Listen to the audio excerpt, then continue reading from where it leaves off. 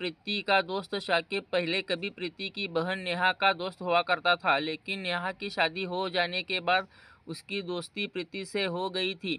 शाकिब का उनके घर आना जाना भी था। प्रीति की मां और बहन ने किया था बड़ा खुलासा। इस दौरान पुलिस देखती है कि प्रीति की मां शशिबाला और बहन नेहा का रो रो कर बुरा हाल है। पुलिस जब उनसे पूछताछ करती है तो वे पुलिस के सामने ऐसा खुलासा करते हैं कि पुलिस हैरान रह जाती है।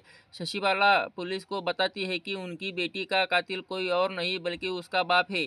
शशिबाला पुलिस को बताती है कि भीम सिंह को कभी बेटी नहीं चाहिए थी, उसके लिए के बेटे की चाहत थी। वो बेटियों का नापसंद करता था। इल्जाम था कि वो पहले भी बेटियों को मारने की कोशिश कर चुका था। नेहा भी अपनी मां के बयान से सहमति जताती है। नेहा भी पुलिस को ऐसा बयान देती है कि वो कहती है कि उसके पिता भीम सिंह ने ही उसकी बहन का कत्ल किया है। मौत से पहले उसने प्रीति के चीखने की आवाज़ भी सुनी थी। तभी वो उसके कमरे में गई थी जहाँ सारा सामान बिखरा हुआ था। प्रीति बाथरूम में गिरी पड़ी थी, उसका सिर प्लास्टिक के टब में था।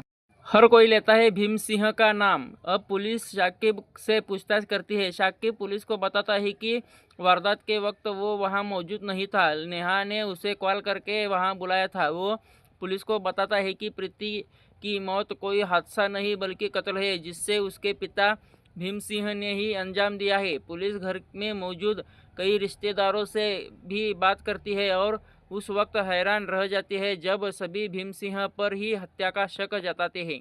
प्रीति की पोस्टमार्टम का खुलासा। अब मृतका का पिता भीम सिंह पुलिस से रडार पर आ जाता है। पुलिस उस पर फोकस करती है। 24 घंटे से ज़्यादा का वक्त बीत जाता है। इसी दौरान पुलिस को प्रीति की पोस्टमार्टम रिपोर्ट भी मिल जाती है। रिपोर्ट के मुताबिक दम घुट जाना प्रीति की मौत का कारण होता है, यानी उसकी मौत दम घुटने से हुई थी। जैसा कि अस्पताल के डॉक्टर भी पुलिस को पहले ही बता चुके थे कि उसका कत्ल मुंह दबाकर किया गया था। ने कबूल किया अपना जुर्म। अब पुलिस एक बार फिर पूरी तैयारी और नए सवालों के साथ प्रीति के पिता भीम सिंह से पूछताछ करती है। पहले तो वे पुलिस के सामने पुराने हादसे वाली बात दोहराते हैं, लेकिन अब पुलिस सख्ती करती है तो उसकी जबान पर सच आ जाता है। वो पुलिस को जो कहानी सुनाता है उसे सुनकर सब हैरान रह जाते हैं।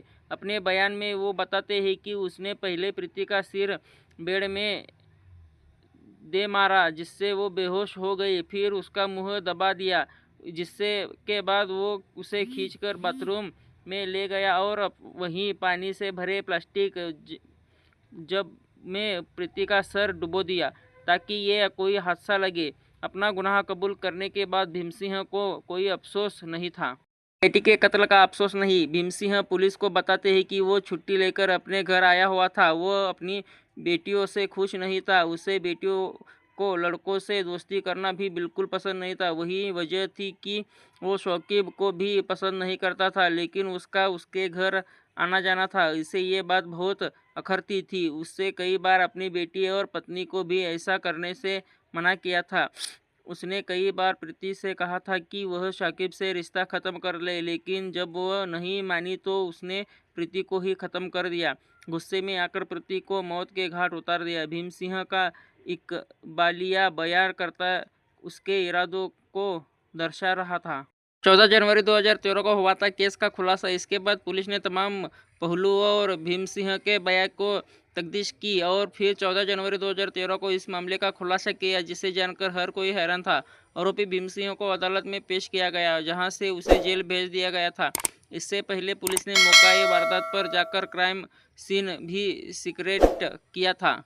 उस वक्त इस मामले की जांच की निगरानी मेरठ के तत्कालीन एसएसपी डीआईजी के सत्यनारायण कर रहे थे। उन्होंने यह हाई प्रोफाइल मर्डर केस का खुलासा करते हुए बताया कि पुलिस ने वारदात के महज 72 घंटे बाद ही इस सनसनीखेज कत्ल का खुलासा किया था। असली कातिल का खुलासा होने के बाद प्रीति के दोस्त शाकिब को पुलिस बाइज्जत छोड़ दिया था। दोस्तों, ऐसे ही नई नई वीडियो देखना चाहते हो तो हमारे चैनल को सब्सक्राइब करना मत भूलिए। धन्यवाद।